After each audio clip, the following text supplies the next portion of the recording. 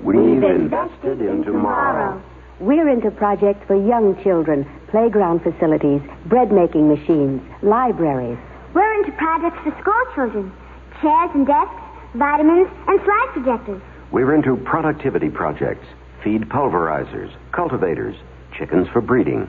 And we're into health projects, like well pumps that can provide clean water.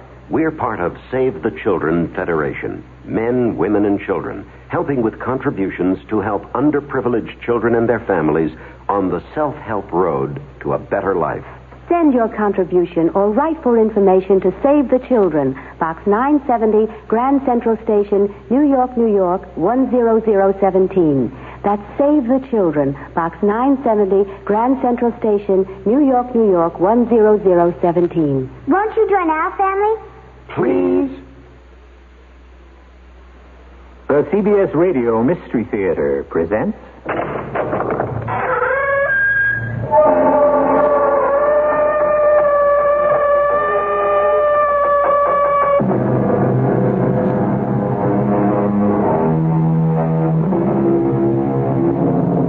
Come in. Welcome. I'm E.G. Marshall. I suppose that no self-respecting 17th century European castle would be without a ghost. The story I bring you deals with not one, but several ghosts. And what makes this tale all the more fascinating to me is the rumor that these particular ghosts weren't ghosts of people at all. And although they made no sound and were seen but rarely, they represented the absolute in terror. And a strange vendetta. My little dog.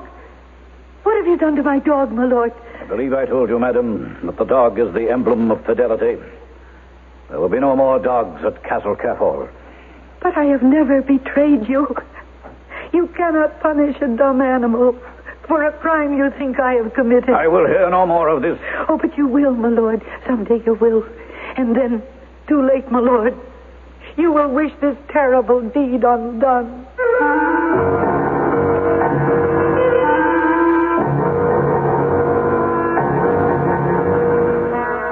Our mystery drama, Castle Kerfol, was especially adapted from the Edith Wharton classic for the Mystery Theater by Murray Burnett and stars Mercedes McCambridge.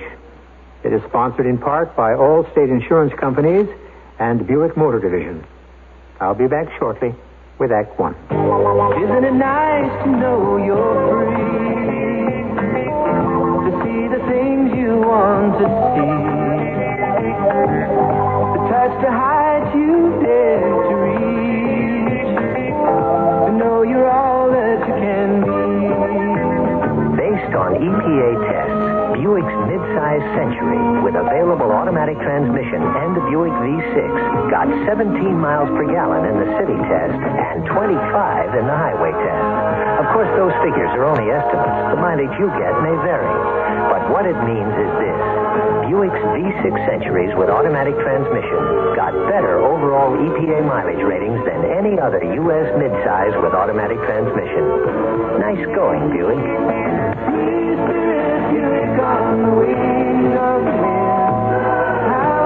In California, see your Buick dealer for EPA figures.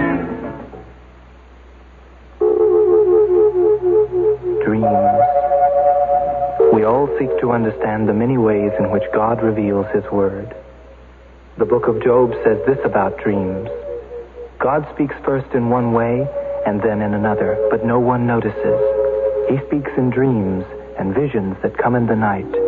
When slumber comes on mankind and all men are asleep in bed, then it is He whispers in the ear of man, or may frighten him with fearful sights and turn him away from evil doing to save his soul from the pit. So listen to your dreams. They could guide you to new and positive directions. For your free booklet on dreams, write to the Foundation Church, 1147 First Avenue, New York, New York, 10021. That's the Foundation Church, 1147 First Avenue, New York, New York, 10021.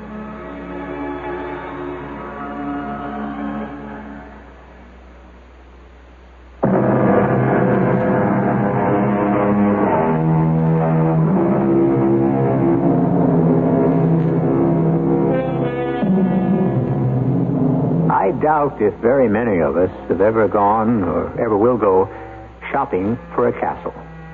But if any of you do, there's one important thing to remember. One vital question to ask. Does the castle have a ghost? And if it does, what are its ghostly habits? This was a question which Paula Randall never bothered to ask, and this is what happened to her on her first look at the graceful turrets of Castle Kerfol. A sudden, uncontrollable chill was my first reaction to the sight of the proud roofs and gables of Castle Kerfol. My second reaction was one of confusion mixed with a touch of anger. What in the world was I doing standing outside the iron gate, leading to the obviously empty courtyard of a medieval castle? Did I really want to buy this? Or had I been talked into something? I could hear the pleasant voice of my host, Henri Lanrivan, saying, You really should buy Castle Kerfol, Paula.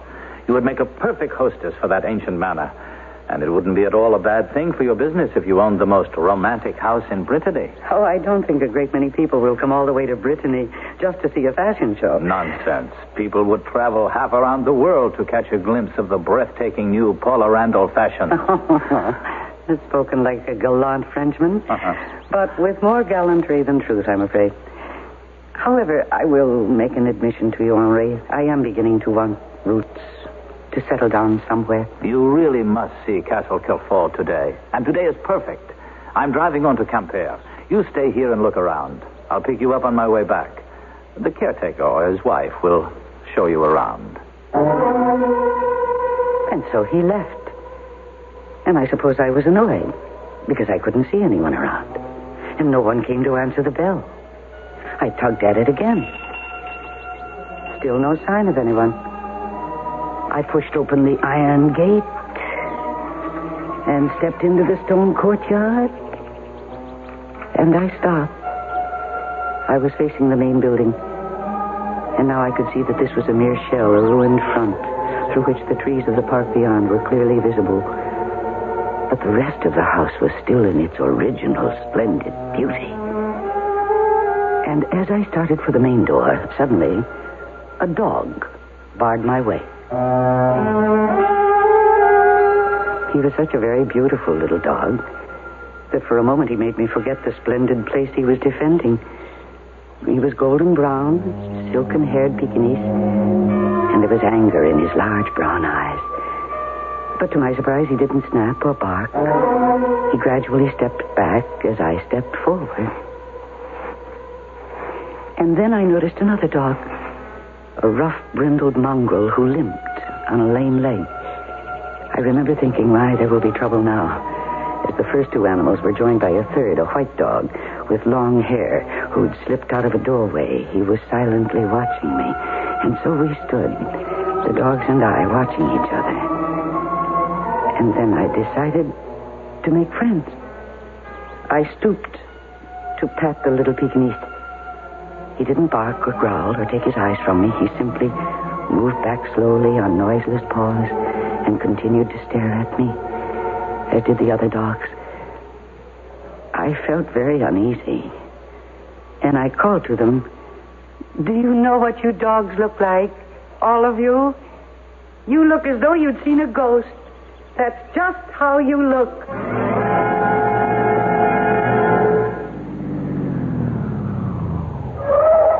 Paula, I hope you haven't been waiting here long. I thought you'd be up at the castle or with the caretaker. There are no caretakers. What? I don't understand. The family are anxious to sell the place. The caretaker or his wife should be around. What can have happened? I don't know, but I saw no one. Well, I must apologize. I never would have had you go if No apology necessary. Even if I could have gotten in, I suspect the dogs would have stopped me. What did you say about dogs? Oh, yes. There were several dogs. They seemed to have the place to themselves. Wait, you mean you actually saw them? Oh, you can't miss them. I saw nothing else. How many? I've always wondered. Ali, don't tell me you've never been to Castle Kerfol. Often, but never on this day. What day? Well, I'd quite forgotten. If I'd remembered, Paula, believe me, I never would have brought you today. There is a story that goes with Castle Kerfol, an unpleasant tale. As a matter of fact, an ancestor of mine named André Lanrivain was mixed up in it. You know, every Breton house has its ghost story. Well, what on earth has that to do with the dogs? Those dogs are the ghosts of Kerfol. Oh, come on, Henri. Oh, yes. Do you expect me to believe that? I don't expect you to believe anything. But you told me you saw a lot of dogs. And I know there isn't a single dog at Castle Kerfol. At dinner that night, there was no more talk of Castle Kerfol. But after the guests had left and Henri's mother had said good night, he brought me a shabby leather-bound volume from an upper shelf in his library. Yeah, I think you should read this. What is it? You see. A history of the assizes of the Duchy of Brittany, Quimper, 1702. Mm-hmm. This book was written about 100 years after the affair at Castle Kerfol. But I believe the account is taken almost literally from the judicial record. There was a trial? Yes, and a rather strange one. And my old ancestor, André de Lanrivain, figures in it. And the dogs, Henri, where do they come in? Read it. And if you should be too frightened to continue, just yell, and I shall come galloping to the rescue. I read until well past midnight, completely absorbed, caught up in this strange transcript of what took place in a courtroom over 400 years ago. But on this night, every word rang as clearly as if I were sitting there, listening to the judge, questioning the young and beautiful Anne de Corneau, the lovely young bride of the 62-year-old Baron Yves de Corneau, the master of Kerfol Castle. The prisoner must understand that if this court is to arrive at the truth, the prisoner must give us, in as much detail as she can remember, the entire history of her marriage to the Baron. I understand, Your Lordship. What is it you wish to know? The court has heard testimony from various witnesses about the first 2 years of your marriage to Yves de Corneau. But what puzzles me is how you and the Baron met. My father took me to the holy shrine at Le Crenon. We were seeking absolution, doing penance for our sins. And that was where the Baron first saw me. And? He was smitten with me. Well, how do you know that? Because, Your Lordship, it was less than a week later that he came to my father's house with packed mules laden with gifts for my father and for me. And he asked for my hand. Now proceed, madame. Castle Kerfol was a very lonely place. And when my husband was away on his business matters, I was alone.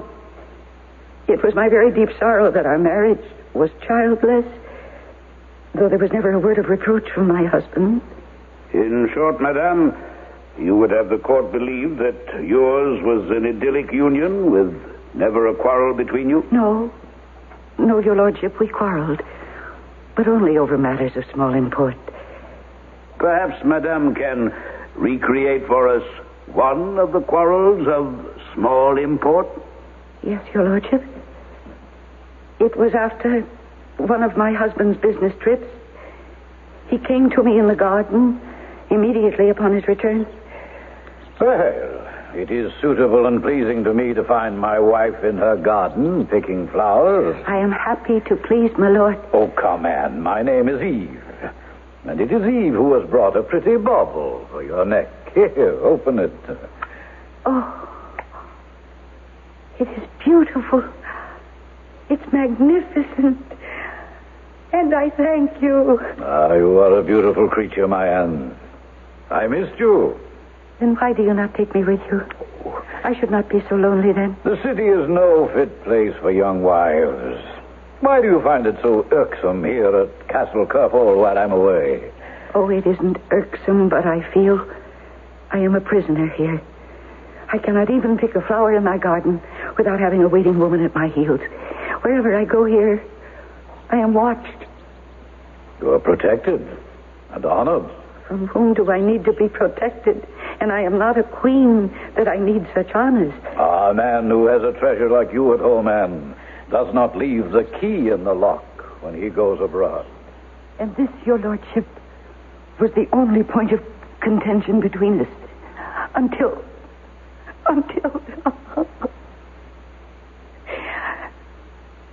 I'm sorry. My apologies to the court and to your lordship. But these memories are sometimes very painful for me. When my husband returned from his following journey, he brought me a gift, the one I loved the best. It was a small brown silken Chinese dog that he'd purchased from a sailor at Bordeaux.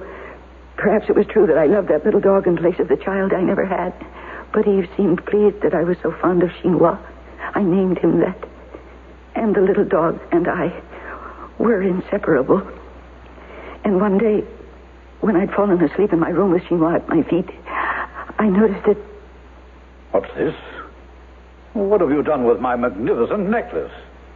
Do I see it around the neck of a dog? Oh, Eve, I'm sorry if you're angry that I used the necklace in such a foolish fashion. Oh, well, not at all, my dear.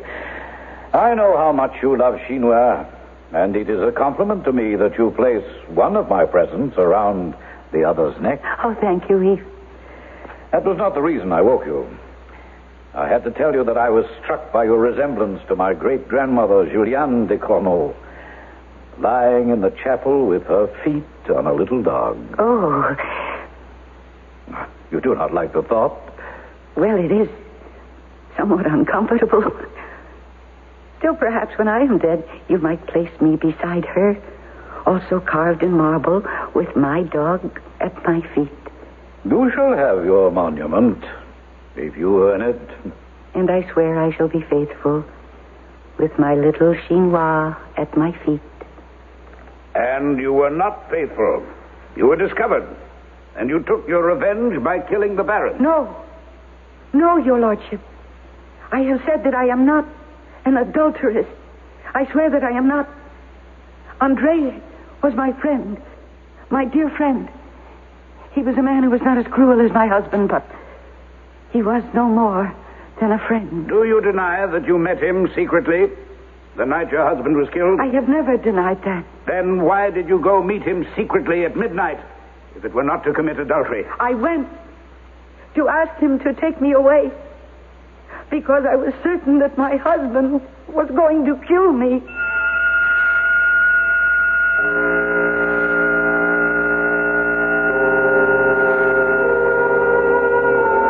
What a difference in lifestyles 3 or 4 centuries make. Today, if a woman commits adultery, she's just as likely to write a book detailing her experiences. In the 17th century, a husband would have been allowed to kill an unfaithful wife.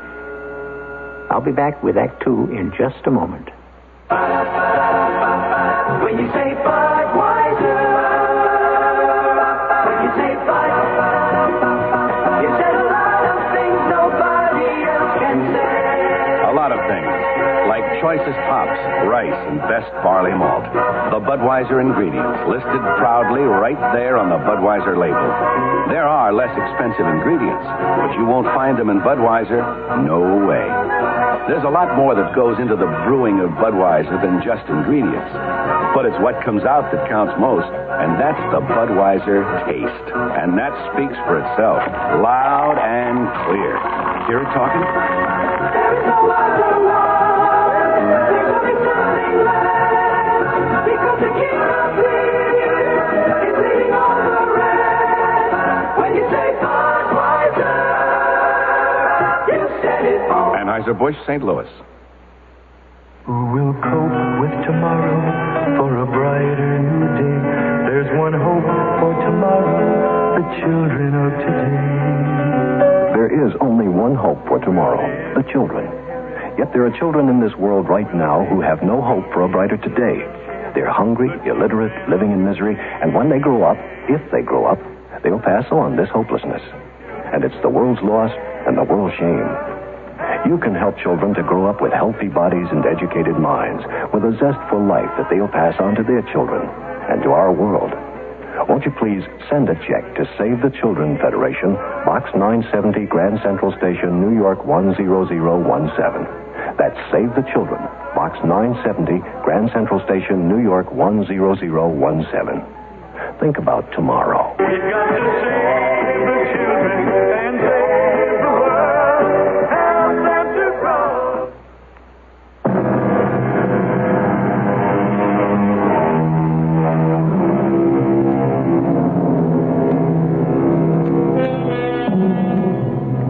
People who see ghosts differ from people who see UFOs. The latter can't wait to tell the world that they have seen these strange, glowing, elliptical-shaped objects floating around our planet, while those who have seen ghosts are somehow reluctant to mention the fact. Of course, the lady in today's tale was thoroughly convinced that what she had seen were simply a number of dogs, not ghosts at all. But this belief was under severe strain. I had become so involved in reading the trial of Anne de Corneau, recorded so completely in the ancient and crumbling book, The History of the Assizes of the Duchy of Brittany, that I didn't even hear Henri's rapping at my door. Anne, are you all right? Oh, I'm sorry, Henri. I was lost in a courtroom 400 years ago with that poor frightened girl, Anne de Corneau. Well, how do you like my ancestor, André? Well, so far he's only been mentioned briefly, but really I am haunted with Anne, with the girl. I feel chilled as I read her testimony. I feel as though I were she, there in the court. Sometimes I even know what she's going to say before she says it. It's scary, Henri. Well, then stop reading. Oh, no, not a chance. Not after I saw those dogs today. You were joking, weren't you, when you said there weren't any dogs at Castle Kerfol? No, Anne, I wasn't. There are no dogs at Kerfol. After Henri left me, I returned to the book and immediately found myself back in the 17th century courtroom, so involved that I actually seemed to be living the tortured life of that poor girl, now dead some 400 years. You ask us to believe that your husband would have given you permission to journey to St. Barbe? Yes, your lordship. The pilgrimage was made in the company of a lady much respected by the Baron. The lady, his aged aunt, and I were on a journey to St. Barbe. It was a religious pilgrimage. Does it not seem almost doubly sinful for a woman to meet her paramour on a religious pilgrimage? André de Lanrivain was never my paramour. I'd seen him once or twice at Castle Kerfol when he visited there with his father, but he never exchanged more than civil greetings with me. And thus, what he said to me at St. Barbe was a shock to me and a surprise. And scandalous? No, I did not think so. We met by chance under the aspen trees as the procession was coming out of the chapel. I pity you, he said. And I was surprised because I had no thought that anybody considered me an object of pity. He said no more? Only one thing. Call me when you need me, as an ear to listen and a mouth to talk. As I've said, my husband was away a great deal. My life at Castle Kerfol was indeed lonely. My little dog Chinois was always with me, and he gave me great pleasure. But more and more I thought of the meeting with André de Lanrivain and of his words. And one day I decided to test him to ascertain whether he meant what he said. Of all the maids my husband had serving me, there was one I trusted more than the others, and it was she I sent with a note, certain that there would be no answer. But I was wrong, and he was waiting in the copse near the edge of the forest, as his note said he would be. Milady, you came after all. It was I who sent for you, and you thought I would not be here. I dared not hope. André, I feel you have no life at all with the Baron. Your gentleness and beauty is not for him. Where are you going? No, I see now. It was not only foolish, but it was wrong of me to have come. Please, milady, don't go. Just tell me what you want from me, and you shall have it. There must never be a discussion of my husband. He shall not be mentioned. Agreed. That is a beautiful little dog you have in your arms. Yes, I love him very much. He was a gift from the Baron. I see. Which was very thoughtful.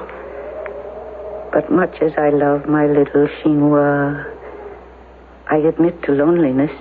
I long to hear a human voice other than my maid's. If my voice will help, you shall hear it as often as you wish. And how often did you meet? Twice more, Your Lordship, and each time very briefly. And your husband knew nothing of these meetings? I have reason to believe he did not. You see, at the time of our second meeting, I had already realized that we must put an end to it. But there must be a reason. Surely I deserve at least that from you, Anne. Some reason why we should no longer meet. Because I do not wish it. If there's one thing I know, it's that you have enjoyed our conversations as much as I. Perhaps more. You've told me so. No, never. Well, perhaps not in so many words. But I can tell. By the flush on your cheek, the spark that kindles in your eyes when I tell you of Paris and other cities I've seen. No. What you have just said is reason enough why we must no longer meet. I find myself looking forward to it too much. I know it will be like a drug to me. And the more meetings we have, the more I shall want. I must stop now while I can. But we have done nothing wrong. Committed no sin in the eyes of the Lord. Thank you, Andre, for the moments of light you have given me. I shall always be grateful. But we can meet no more. But you did. And why? What changed your mind? A message from him, Your Lordship, saying that he was going away for a long, long time, and he asked for only one farewell meeting. If I knew you would come to bid me farewell whenever I leave the country, then I should try to leave every day. Andre, where are you going? When do you leave? I go to the British Isles on some business, which is not without peril. I shall be away for 6 or 7 months. Would you not give me some keepsake? Something of small value to you, but which I will cherish always, since it will speak to me of you during the long months of separation? Oh, gladly. I would give what you ask, but I brought no jewels. I wear no rings. I have no trinkets. And then, though I knew it was wrong, I took the small necklace from around the throat of little Chinois, and I offered it to Andre. At first he refused, but I urged. No, I insisted. And finally he took it. And afterwards I was sorry. And that very night, at dinner with my husband... Well, your little dog has a giant appetite, my love. You mustn't spoil him by overfeeding. Better overfeeding than over-petting the way you do. Mm-hmm. Well, here. Come here, Chinois. Here. Here's a piece of meat. There. Good dog. Well, da. What's this? Where is his necklace? Oh, he lost it. Lost it? He was running in the park, in the undergrowth. And when I picked him up, I noticed that the necklace was gone. I spent a good time during the day searching for it, but I couldn't find it. Well, perhaps it will be found one day. Have some more wine, madame. It's an excellent vintage. No, thank you. Then I shall drink alone. Are you interested in hearing about my day in Rennes? If my lord will excuse me, I have a slight headache. I should like to retire. Well, of course. I have my bottle for company, and you... When you get to your room, you will have your little dog.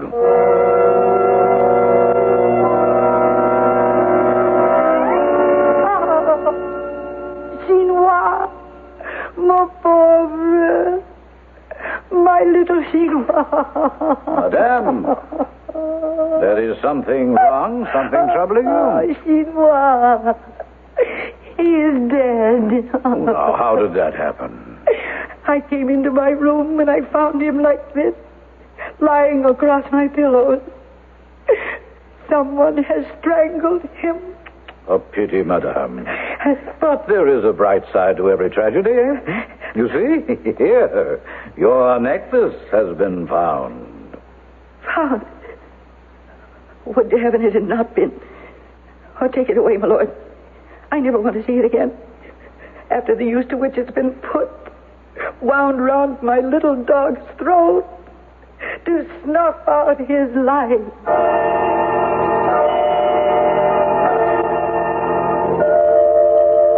Madam, I'm displeased that you smile so little. I'm sorry, my lord. I shall try. No, nonsense. I have arranged for some entertainment at Castle Kerfol when I go next to a camper on business. Entertainment, I think, that will please you. That is very kind of you, my lord. You hold so selfish of me. I would like to see some small measure of life appear in a wife who is at least 40 years younger than I am. Yes, my lord. And so for 2 days, while I am at Camper, I have given the gypsies permission to come here. And in return, they promised to put on some entertainments for you. Let us hope, madame, they serve to put you in better spirits.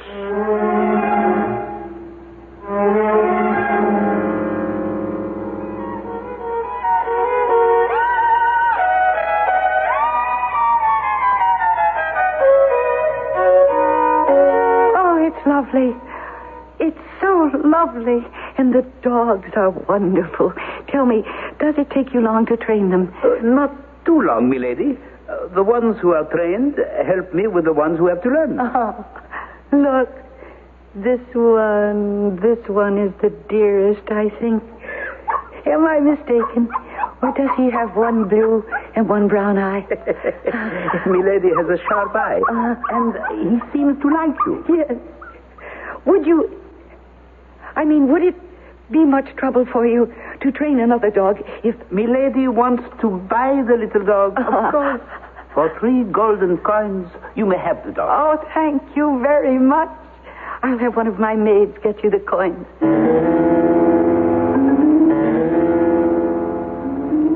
Have you taught your maids to lie to me, madame? I cannot understand your question, my lord. When I returned to Castle Kerfol this evening, they told me you enjoyed the gypsy entertainment I arranged for you. That you were gay and bright with laughter. And yet for me, there's only silence. I am sorry, my lord. Do I have my lord's permission to go to my room? Very well. I shall return, my lord, immediately. I hope in a more cheerful disposition than heretofore. Oh, no. No, what is it? Oh. What has alarmed you? Oh, it's my little dog. Oh, yes. I see he has been strangled. It would seem, madame, that you have bad luck with your pets.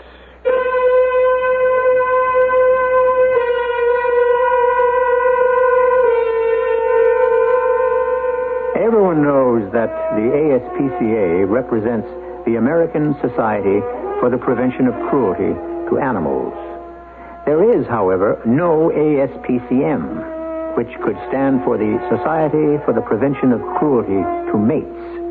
Perhaps if there were such a society, there might be fewer divorces, and even more important, fewer husband-wife murders. We'll be back with Act 3 in just a moment. Allstate asks, do you own a small business? Go over these questions with your present group health and life insurance agent. If your agent doesn't say yes to every one, then... Talk to the good hands people.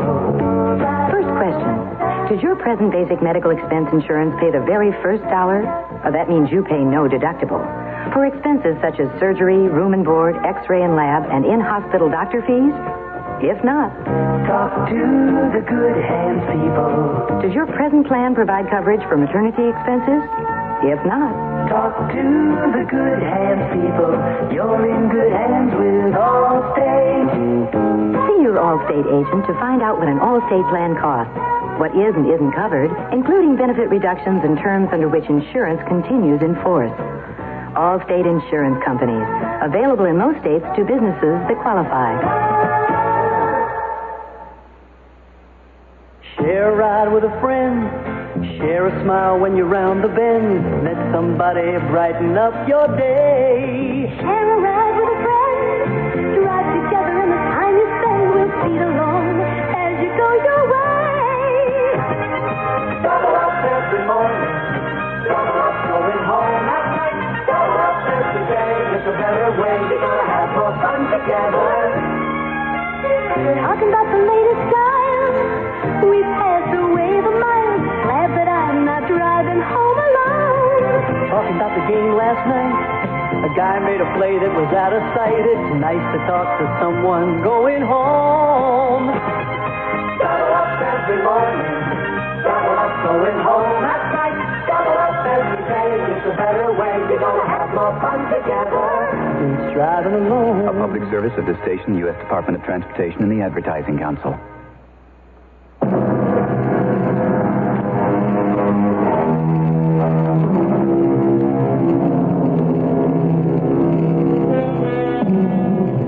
It's a scientific fact that some people have a low threshold of pain, while others can withstand a remarkable amount of punishment before they even feel the slightest twinge. It would seem to me only logical that some people would be more sensitive to the influences and specters of the past and would find themselves powerfully affected by merely hearing or reading about past events. So I completely understand the reaction of our very modern, liberated 20th century Paula Randall to the events in the La Ravin Chateau in Brittany. I had been reading for hours, and I suppose I made a fool of myself later that night with my behavior. But there were extenuating circumstances. Earlier, I had told Henri de La Ravin how much I had identified with the girl with Anne de Cournal, whose trial I was reading about. And I had just reached the part where she found her second little dog strangled, and suddenly the lights in my room went out. I didn't panic, not then, but I had been reading in bed, and in the dark I reached for the bedside table to find a match to strike a light, and my hand felt something soft and furry.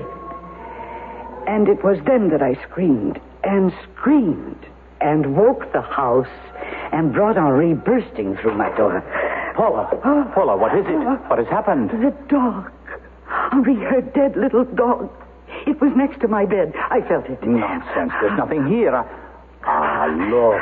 It's one of your bedroom slippers with a fur on it. Look for yourself. Well, I can't see it in the dark. Why did those lights go out? It's almost dawn. We switch back from the emergency generator now. And there are about 10 minutes during which we're without electricity. Of course, not many people are usually up at this hour. I'm sorry, but I was so frightened. Henri, why did you give me this book, this history of the trials of the Duchy of Brittany? Why did you want me to read this? No ulterior motives, my pet. I thought you'd be interested in buying Castle Kerfol. I wanted you as a neighbor. And then you saw the dogs. That clinched it. But other people must see them. You told me the caretaker and his wife leave on that particular day, so... Well, they live here. They have ties. What are you saying? Perhaps you shouldn't finish. No, you go now. And apologize to the household for my behavior. And we will have coffee after I've finished reading. Henri was disturbed, but he left. And I went back again to the history of the assizes of the Duchy of Brittany. And again the ancient words on the printed page worked their magic. And I was transported back in time to that drafty courtroom. And did it not occur to you to confront your husband and ask him if he was indeed responsible for killing the dogs? And if so, what were his reasons? I felt that would be useless. Why useless? You did not know the Baron, your lordship. I hoped that by my telling this story, you would come to know something of the mind of a man who could kill innocent animals simply because he imagined that his name had been dishonored. We have only your word that it was his imagination. And the word of André de la Revin. Who may have been your accomplice. Finish your testimony. There's little more to tell. I suffered in my loneliness, and the winter wore on. And then the gypsies returned. But Milady has not bought anything. Nothing at all. No. I'm not in the mood for buying. Not even for buying happiness? No one can buy happiness. To the gypsy, many things are possible that are not known by you, madame. Take, for instance, this pear-shaped pendant. This is a most remarkable trinket, milady. Yes, it looks very nice. This pendant can tell the future and bring happiness. Oh, nonsense. Of course. But the trinket is pretty and an exceptional bargain. For you, milady, this will be only 2 livres. No, I am not interested. Look, it is so cunningly contrived. See, it opens. A cunning contrivance. And... Wait. yours. Wait a moment. Wasn't there a piece of paper in it? It is yours, milady. You will not regret it. No, that paper. I saw it. It had the Lanrivain seal. I did not notice. No, milady, I should not open it here. The privacy of your chamber would be more suitable. My dear lady, I have returned. I must see you. I will be at the side door of the castle after midnight. The Baron has told me he is staying the night in Rennes. André. Yes. I have returned, madam. Oh, no. And I would like your presence at supper. Oh, good Lord. What am I to do now?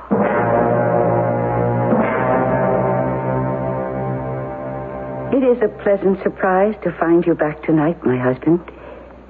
I gather your business in Rennes went so well that you could return so soon? It went as I expected. Milord, tell me some of the interesting things that happened to you in Rennes. Madame, I find your prattle boring, and this evening it is I who have the headache. I also feel feverish. Is there something I can do? A poultice, perhaps? You can keep quiet. Good night, madame. I trust you sleep well, with nothing to disturb pleasant dreams. And so, your lordship, I returned to my room, terrified. I was certain that in some way my husband had found out about André, and that he would be there waiting at the side door, and that he would kill André and me.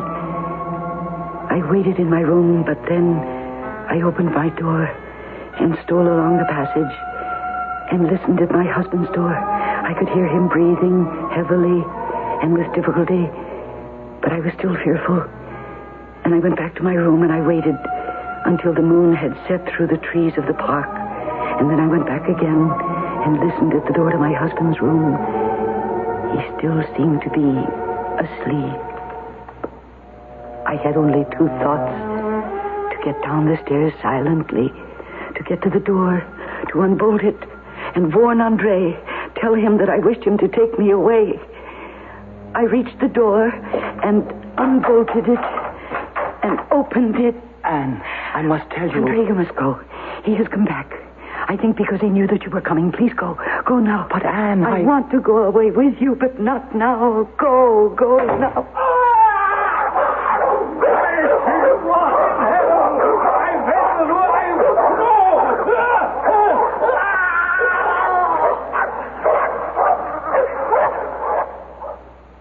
And these noises you heard from your husband's room were after you had dismissed de Lanrivain and closed the castle door?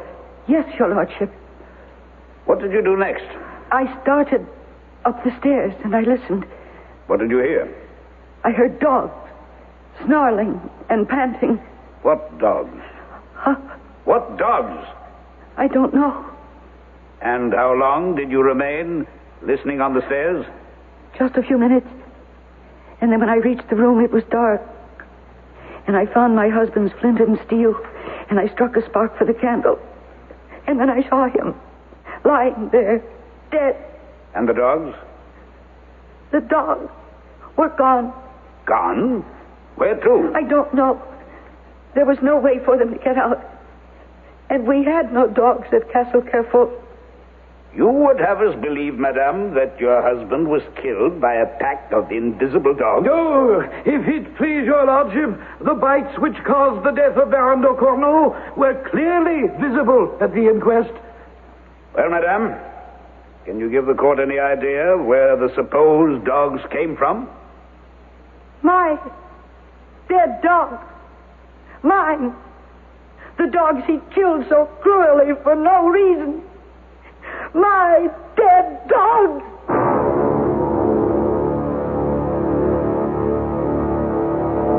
A 20th century sun was brightening every corner of my room when I'd finished and put down the history of the trial of Anne de Corneau. And I sat there thinking I was emotionally drained when Henri de Lanrivain knocked at my door. Yes, come in. Ah, you look beautiful. But you seem terribly worried, my lovely Paula. Henri, you can forget about my buying Castle Kerfol. I would not want to live there now if someone gave it to me. Oh, but Sherry, what you read happened 400 years ago. People were different. Henri, you forget. I saw those dogs today. I knew nothing of all this, and yet I saw those dogs today. Do you think I could even consider living there, knowing what happened to that poor girl, Anne de Corneau? Well, as a matter of fact, Paula, you realize she got off quite easily for a woman accused of murder in those days. Easily? She was paroled to the de Corneau family. She spent the rest of her life shut up in Castle Kerfol. Ah, this has really gotten under your skin. Do you know, Henri, I think I have been fooling myself about wanting to settle down. I really hadn't told Henri the truth. I told him only half the truth. I saw the dogs at Castle Kerfol. I couldn't understand why I should have seen them unless it was a warning to me. At least I took it to be so. And thus for me, Castle Kerfol will remain a haunting, a disturbing, and an unresolved memory.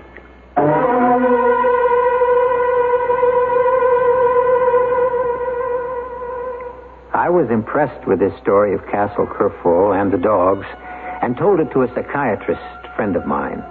When I finished, he smiled the smile of a man with all the answers and said, "It's amazing to what lengths a woman will go to avoid facing up to the fact that she's really afraid of marriage."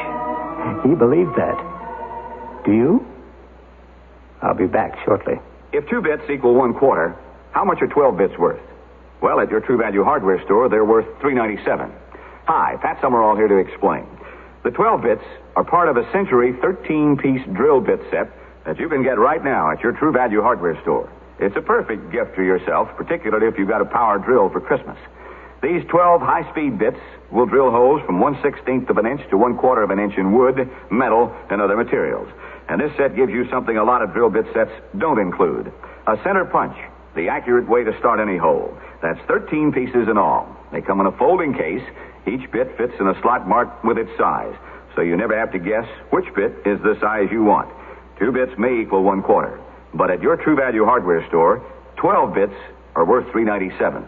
Get the Century 13-piece drill bit set at your participating True Value hardware store. Just remember, look under hardware in the yellow pages.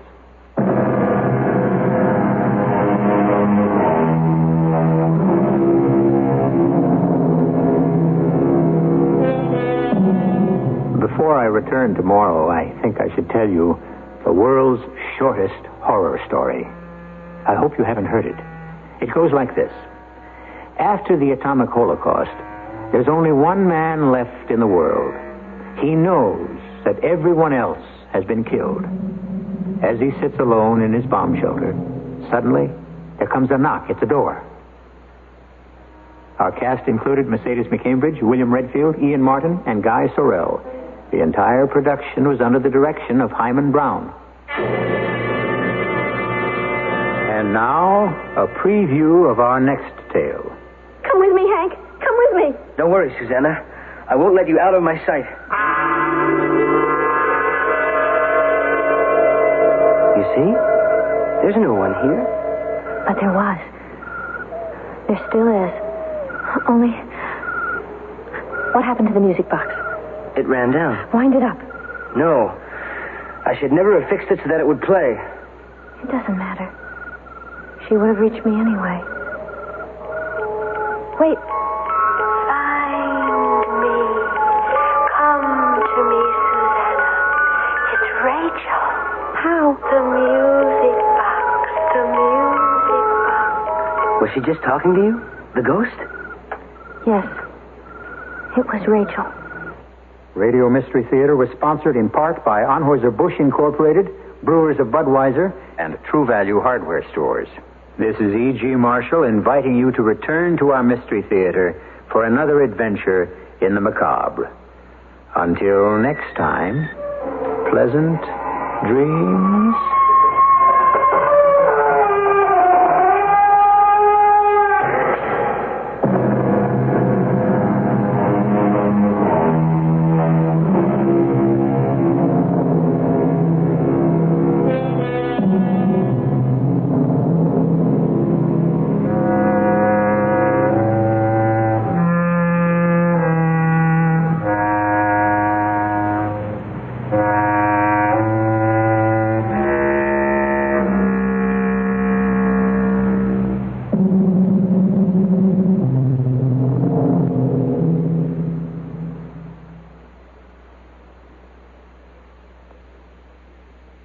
WFAA, Dallas, Fort Worth.